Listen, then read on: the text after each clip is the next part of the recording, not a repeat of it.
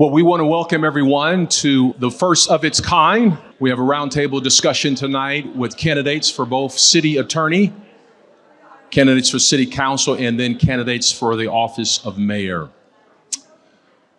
My name is Goodie Goodloe, and I'm part of the Redondo Beach community here. I've been a resident here for about 15 years or so. And first of all, how about this space, huh? Come on, celebrate Redondo. What a space. Awesome. A couple of things I want to cover tonight. First, I just want to bring to your attention, this is a historic election for a number of reasons. Among them, this is our first time doing choice ranked voting. We have representatives here tonight from the city of Redondo Beach, particularly with regard to our city clerk's office. And just to the back and the left, to my left over here, there's some information you can get about that particular. Yep, I see Maria back there waving. So Maria has some flyers and some information that will be very helpful for everyone to take advantage of. And it looks just like this here. You can grab a copy of that here tonight. All right, I want to cover a few things before we get started, and then we'll welcome up our candidates here. So much is at stake for our beloved city. There are a number of opportunities and challenges that await us here in the city of Redondo Beach, and nothing short of zealous civic engagement is warranted for this time. You, the voters, will have the last say on the things that really matter as it relates to the representatives and who will represent us, rather, for the future. Candidates who are here tonight, our goal is to advance forward a substantive and productive conversation, discussion on issues that matter to the citizens of Redondo Beach. I've talked with members of our business community, our educators, young people, members of our faith community, first responders, in preparation for our time tonight. We're not going to cover every topic, but instead we've picked select topics that we believe the voters care about based upon some input we've gotten from various sources. The format for tonight's debate, we ask that you be respectful, candidates and members of the community. I think that's appropriate particularly for this particular time in our nation and also in our community. We're allowing for a 2-minute response from our candidates, but again, this is not a traditional debate. And in the event you go over or filibuster or just put us all to sleep, I have a yellow flag in the back of my pocket for which I will throw. Please note, everyone may not necessarily be asked the same question. Okay, that's important to note at times. Again, we are trying to do something different, and we're to on issues that matter and not get sidetracked by filibuster or canned responses. A word of caution. As the moderator, that would be me, I do not want to become a factor in this roundtable discussion. It is my desire to have the candidates and the issues at hand for our city to remain at the forefront. Please be respectful to what I ask as candidates and, of course, you, the audience or community members. We'll start tonight with several topics and beginning, of course, with our city attorney's candidates for tonight. We won't do long introductions. You can get more information about them at their respective websites. I'm going to invite our candidates up tonight. Will you join me in celebrating and applauding them for being here tonight? Mr. Steve Colin, Joy Ford, would you come on up here and join us?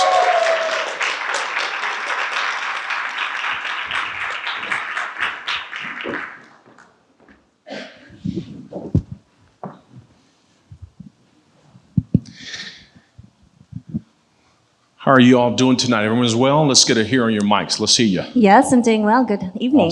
Awesome. Steve, you're good? And I think mine's working fine. All right, and we're going to be first name basis here. None of that title stuff here, okay? Okay. All right. Okay, so let's begin. Joy, Steve, what's the most interesting book you've read in the last year? Tell me about a book you've read in the last year. I just read the book Replay. It talks about a man that goes back in time at different stages in his life and repeats his life, making different decisions each time. Fascinating book. Okay, Steve? To Kill a Mockingbird. It's one of my favorite books. Some of my favorite characters in that book.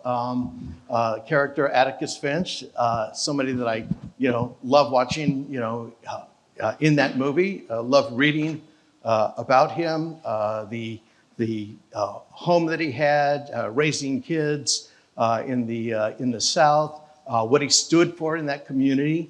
Working for the good, working for people who would be somewhat considered downtrodden. It's one of the characters that I really like, and one of the reasons why I went to law school. I wanted to be like him. Awesome, awesome. If you were characterized as a superhero,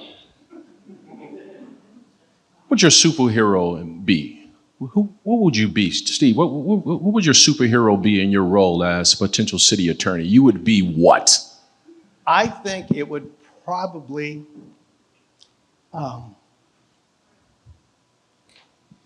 be my dad. Okay. My dad was born and raised in Redondo Beach. Was born on Morgan Lane, the 1700 block of Morgan Lane. Lived here his entire life. Raised 14 kids in Redondo Beach. Sent all of his kids to all of the local schools. We all went off to college. My dad was a barber, worked really hard in Culver City. To him, education was really important. And his kids and his grandkids, ended up going to, some of the best schools in the country. All right, Dad would be your superhero. What about you, Joy? Who would be your superhero? I would be the female version of Captain America. Oh, come on. Avengers, assemble. I am a natural born leader. I lead every day. I have led our homeless response, and I am used to protecting our public safety. Okay, all right. All right, let's get into some more weighty issues there. Mike Webb, our current city attorney, first time since 2005, we will have a new person to take on that role. And Steve, this question is for you. You've said that the city office spends too much on outside legal firms and that it needs more transparency. Is there a specific instance where you believe the city attorney's office, in relative to your opponent's time in office, has been less than transparent? You seemed or appear to be making a charge, or is there something in particular you're wanting to cite or reference in regard to that statement you made? Oh, sure. And it isn't just a charge, it's a fact. And I was on the city council for 2 terms, and so I got to see how prior city attorneys operated in office. And we didn't have problems with facts and evidence not getting to the city council that we needed. So let me tell you my personal experience and my recent personal experience. I requested through a public records request that I be provided from the city attorney with the names of all the law firms that are contracted out. Wanted to know who these firms were. I wanted to know who the attorneys were that were doing work. I wanted to know how much money we were spending, and I wanted to know what cases these attorneys and firms were working on. I didn't get it. The city dragged their feet. It was one excuse after another. We need additional time. We think maybe we can get you the information in a month, 2 months, because we had a campaign to work on. And that information is really important. We know that on the average, the city attorney is spending $3.2 million a year in outside legal counsel. That's a lot of money, especially when you consider that the budget for the city attorney's office is approximately $4.9 million to $5 million. So we're looking at close to $8.4 million in the operation of the city attorney's office. I think it's important for the public to know where that money is being spent, how it's being spent, and who's doing the work. Okay, all right, Joe, I want to give you a chance to respond to that because obviously you work within the city attorney's office now. You've been there for 10 years. Congratulations, by the way. It's a Thank pretty you. significant accomplishment. But you want to respond to the comments made by Steve, and then I want to follow up with a question for you directly. Go ahead. All our contracts with outside counsel are available online, and that is available to the public. Nothing is hidden. In terms of invoices, that is thousands and thousands of documents that the city clerk's office has to go through, redact, and open litigation is not disclosable to the public because we are obviously litigating it and we cannot allow the opposition to see what we're spending so that they don't take advantage of the city. Okay. All right. Let me just stay with you then, Joy. You've been in the office serving, as I mentioned, under our current city attorney, Mr. Webb, for 10 years. And by the way, both of you are graduates of UC Davis. That's Come on, right. That's pretty cool. That's pretty cool. Mascot. What's the mascot of UC Davis? Aggies. The Aggies. Yes. Yes. I would have missed that on the Jeopardy question. My bad. And running, you say you're running, Joy, to continue, quote, the success your office has had. Can you speak specifically to one area where you've not been successful as it relates to an area under your charge? What did you do to remedy such, to correct it, learn from it, move forward? An area that you have not been successful. The city, Yeah, you particularly under your charge within your area of responsibility. sorry, Or have you just been batting 1,000? In other words, me personally or the office the or office the and city responsibilities you hold within the city attorney's office. that has not been successful. You may not have been successful. Maybe something you were trying to advance, something you were trying to push forward, and you know what? Just didn't work out. Yep. Okay, so we have been for years trying to get a mental health clinician for the city. And I am sad to say that we have not done so yet, but we are working on it. We received a grant from HealthNet for over $700,000. We are consulting with outside counsel about the legalities of that. And today I just had a meeting with HealthNet about where we're going from here. So we Okay. are still working on it. Okay, Steve, I want to turn to you on a similar question. I mean, you were obviously a part of our city government here, I think 2 terms Yes. on council. And Yes. so for you, can you name a time when you were a proponent of a particular issue where you were on the losing side or the side that turned out not to be right? You take responsibility for that publicly. You recognize, you know what, I was wrong on that issue, voting wise or other, and you know what, I said so publicly, a particular issue that you were against, not for, maybe by vote, and then you found out, you know what, this is the right way, this is the right direction, I want to be on the record in supporting such. I would say this. My family has lived in Redondo Beach for 115 years. We're pretty much established. We know a lot of people. We know what the pulse is of the community. I've gotten involved in issues that have really been to improve the neighborhoods and the city. And we've had some battles, but for the most part, we have won just about every one of those battles. So each of those battles you fought, and quote, you've won. Yes. Has there been a battle that you fought that wasn't the right fight? Or The that- right fight? The right fight. Or No, it the turned- only thing I can tell you is this. When Aviation High School was going to be closed by the school district at the time, there was a fight over whether any portion of that campus was going to be saved for public use. It was Measure AA and Measure BB. AA was to sell the entire property and develop it. I fought for BB, which was to preserve a section of the campus for public use. And we won that. We won it by 3 votes. My vote, my dad's vote, and my mother's vote. That was the turning point that saved that percentage of the campus that you see there now, the Performing Arts Center, the track, and the gym over there. So while we would have liked to have saved the entire campus, we were only able to save about 50% of it. Thank you for that.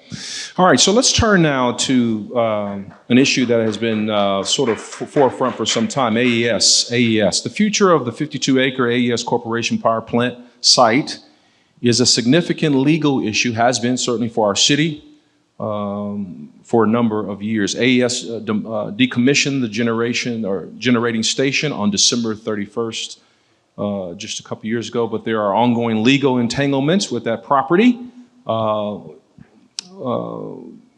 as well as an individual. What are you going to do to specifically ensure that the city and the interests of its residents are held in the highest regards in terms of the outcome regarding the pending litigation with AES and the property owner? I don't even want to mention his name, but the pending litigation with that particular individual. What are you going to do to make sure that the city's interests are properly represented and we come out, quote, winning in that respect? Joy, I want to turn to you first in regard to that. Well, I already am. I'm already involved in those 5 cases against the property owner. I am been discussing those cases now, and we're going to make sure that we control that property. And we've already had successes with some of the cases already in trial, at the trial court level, and we're going to make sure that we settle the rest of the remaining 5 cases and continue to preserve the beauty of Redondo Beach. Steve, you're not in the position now within that particular office, but if you were, what do you think is of utmost priority would be for you as the city attorney with regard to this legal dispute that's still pending? Okay, well, let me just say this. The current city attorney isn't really actively involved in the litigation of these cases. That work is being farmed out to outside attorneys. I'm more of an on-hands lawyer. I've been a litigator for 40 years, over 40 years. I'm in court. I came from court to get here today. I was in court yesterday before I appeared at Councilman Lowenstein's community meeting. I review the work. I intend to review the work that's being performed by those attorneys. It's complicated work. It's not simple. I just don't sit at a desk and push paper and let somebody else do the job. I'm more hands-on, okay? And that's how I intend to deal with that. I've got experience in foreclosure. We've got a foreclosure issue right now with Mr. Pustilnikov, okay?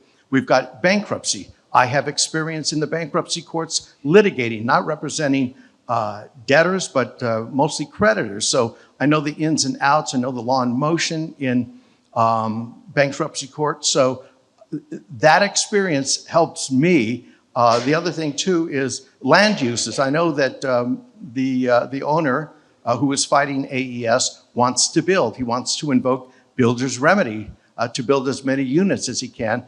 I've dealt with zoning issues. When I was on the council for 8 years, we were dealing with zoning all the time. We were dealing with the harbor all the time. So it's not something that's foreign. It's not something that's new to me. It's the experience that I bring in to handle those issues. Okay, I want to give you a chance to respond, Joy. Again, Steve, you appear to imply that, people within the city attorney's office outsourcing responsibilities when it comes to legal issues. You talked about people just sitting at their desks, et cetera, et cetera. Joy, you want to respond to that? You've said you've been actively engaged in this issue, and I want to give you a chance to respond. Yes, and yes, it is true. We do have outside counsel helping on different issues on the 5 different remaining cases. And it's actually interesting to watch Mike Webb lead all of these outside counsel and coordinate these cases and come up with the creative solutions that he is. And that's why we've been so successful. And it's that creativity that I harness that I know I'm going to be successful in doing the same thing. Okay, Steve, I want to give you a chance to answer this question as well.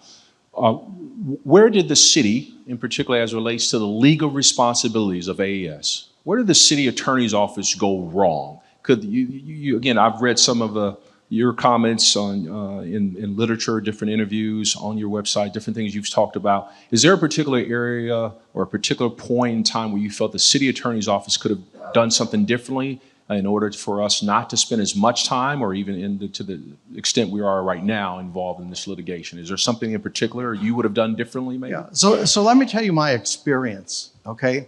It isn't just sitting at a desk and hoping that things go well, because hope is never a plan.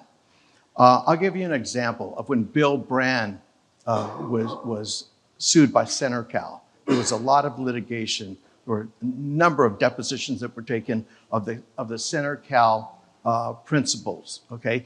And publicly, they had made all kinds of representation about the CenterCal project, that they had the money, they had the financing, things of that sort. But once I got them into deposition and under oath in front of a court reporter, and while the videographer was recording everything, the story changed.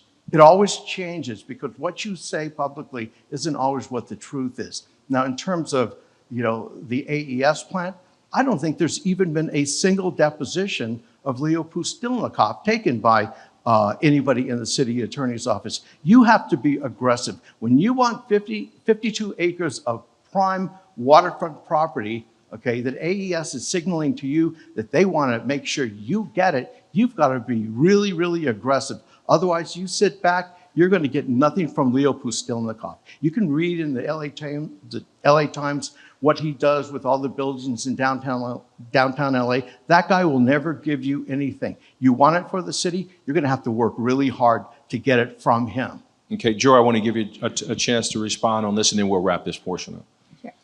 Well, if you are too aggressive and make the wrong decisions, then this city could end up looking like LA. And that's exactly what we're trying to prevent and keep it from becoming overdeveloped and overbuilt. Okay. I want to also inform our audience tonight, in the course of not only this particular discussion, but our other two that are pending in our roundtable, we want to hear from you. There's an opportunity for you to weigh in on some of these issues. We have some folks in the back who are ready to receive your questions. If you could just write those down and hand those to them in the back. I want to see if our folks on our team could, somebody wave at me. Stealth. Kevin is stealth. We'll get to these. Okay, I got to read through them and see. Oh my gosh, this is like doctor's handwriting for prescription drugs or something. Man, what's going on? Too much caffeine. I'll tell you what I'll do here. Let me read through quickly here, see if there's one that pops out. Give me a second here. All right, let's do this. Joe, I want to turn to you here on this question, and then Steve will hear from you. Under any circumstance, would you support the city attorney for Redondo Beach not being an elected position? And if regardless of your response, and I want to hear why. And we're one of the very few cities, municipalities that have an at-large election for its city attorneys. And the argument can be made about the importance of its independence, et cetera, et cetera. But I'd like to hear your response, both of you, on this. Should the office of city attorney be a position that's appointed and answered therefore to the city council, mayor, or should we keep it as is, a position that's elected? And if so, why is that the case you would support? I absolutely believe it should be an elected position. This city has voted multiple times to keep it as an elected position. I once heard from a neighboring city attorney that the average career of a city attorney is 2.5 years. And why is that? Because most of the cities do appoint their city attorney, and the council makeup changes every 2 years. So they fire and hire a new city attorney every 2 years, and that is not healthy for a city. We have been blessed with Mike Webb for 20 years now as city attorney, and this city has thrived and succeeded under his leadership. Okay, Steve, I want to get your take on this. Again, the specific question is, should the city attorney be someone that's appointed by the city council and obviously answer to the council, and or remain as is, a position that's elected at large by the citizens, by the voters? Okay, well, I'm glad you asked that. I did bring a sheet of a few sheets of paper with me. This is a copy of our city charter, just a few pages that pertain to the Office of City Attorney. And our charter was voted and approved in 1949. And in that 1949 document, the city attorney's office was an elected position, okay? Now, I think it needs to be elected, and I'll tell you why. Having been on the council in the 80s and in the 90s, I saw how even an elected city attorney was badgered by some city councils, and in closed session, sometimes the badgering was relentless, okay? If the city council could have, they would have fired that elected city attorney because they didn't agree with the advice that they were getting. So the voters, every 4 years, if you don't like the city attorney, you can vote him or her out. You don't even have to wait 4 years. If you don't like the job that's being performed, you can go ahead and you can file a recall against that official. I think it gives independence to the office, and I think it protects the office from the whims of a city council that, you know, could go rogue. So I think it needs to remain an elected position. Okay. All right. Thank you for that. All right. Joy, you talked and mentioned or alluded to earlier, and we had a chance to for full disclosure, we have met before. In fact, I met you along with our retired captain, John Naylor, at our homeless court. It was, I think, during COVID, it may have been. You alluded to that earlier. Thank you. You alluded to that earlier. I want to give you a chance to talk about the importance, and particularly the role that the city attorney has. Some people say, well, why is the city attorney even involved in it? I know, obviously, the city attorney prosecutes misdemeanor crimes, but what's the significance of the city attorney being involved in that? Are you giving too much attention to that? Is that something you should be, your office, your area should be responsible for? Kind of talk a little bit about that. I want to give you a chance to respond to that. Sure. The reason the city attorney's office is responding to homelessness is because Mayor Brand and former council member Christian Horvath came to our office and asked us to address it. That is how this all started. And we said, you want us to solve homelessness? And they said, no, just in Redondo Beach. And so we took on this challenge, and it started with court. And we had our outreach worker, Lila Mora, coming to court every day with a client and spent hours waiting for the judge to call her case. And that's not a good use of her time. She needs to be out there on the streets along with our other case managers helping people. So what we did was we put all her clients 1 day a month so that we could just call all the clients and not have her sit around waiting. Now, when COVID hit, it did go outdoors, and we became the first outdoor homeless court in the county, and we did not know how successful that was going to be. But homeless court is the main component of our homeless response program. Everything else, the pallet shelter, the bridge housing, our case managers, they all work together. Those are, you know, I wouldn't say subcomponents, but they are not as, that they're not the big focus. Most of our grants, the money that we get, is because of homeless court. The reporting that we have to do is about the homeless court participants. So if you take away those other parts from our department, we are no better than any other city who is working in silos and is not as successful as us. Okay, Steve, I want to give you 30 seconds to respond to anything you've heard specifically in regards to homeless court. Something you support, something you think is important for this Office of City Attorney to be involved in, et cetera. I'm going to give you about 30 seconds to respond, and I got to wrap this up. Okay, so let's be very specific about what the duties of the city attorney are. It's section 11.2 of the charter, and it specifies that the city attorney is charged with representing the council members and appearing on behalf of the city and in prosecuting cases. Nowhere in the city charter, section 11.2, is there any reference at all to a homeless program or the homeless court. Now, what I've been told is that the homeless court, the homeless program, is going to be moved over to the community services department. So it's not going to remain within the city attorney's office. That's been in discussion for months now. So it doesn't matter what I think or what Ms. Ford thinks. That's something that's being discussed and made to happen already by staff and the city manager. Okay, on that note, we want to prepare to wrap up. I want to give you a chance to make your direct appeal to the voters, those who are here tonight, those who will see this this roundtable discussion later as it's being taped. But there are a host of issues, a legion of issues we're facing here in regards to the city of Redondo Beach, and the role that the city attorney has in those issues is going to be significant, paramount for a host of reasons, advising the council and the mayor, and also representing the interests of the citizens of Redondo Beach. 1 minute, 1 minute. Tell us why the voters of this great city should vote for you. Steve, we'll start with you. Tell us why we should vote for you. Well, the voters of this great city have voted for me on 2 occasions. They elected me as the District 3 City Councilman. I've served two terms. I have been a city commissioner on 2 separate commissions.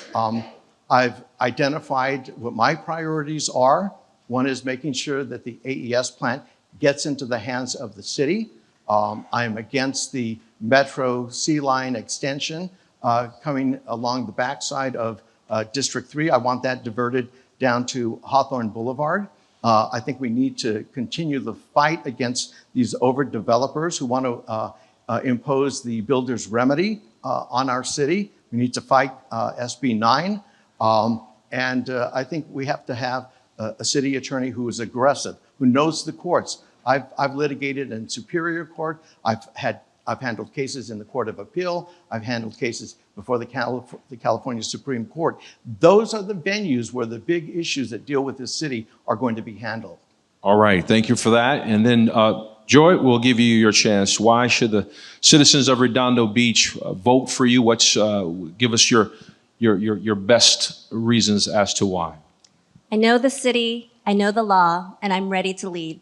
I have served Redondo Beach for over a decade in the city attorney's office under Mike Webb and gained invaluable experience in both criminal and civil law.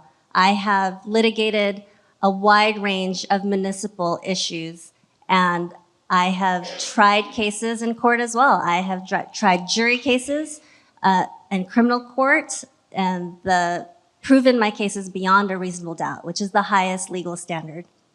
I have led our homeless programs, and I have kept the city safe. If elected, I will be the first female city attorney. I respectfully ask for your vote. Thank you. All right. Well, voters, your candidates for city attorney are Steve Colin, former 2-term Redondo Beach council member and senior attorney, and Ms. Joy Ford, Redondo Beach senior prosecutor. Will you join me in thanking them for their time tonight? Your candidates. Thank you so much. We appreciate it. We're going to keep the party going. We'll take about a 10 to 15 minute break. We'll call you back together again, and we'll continue with our second roundtable discussion.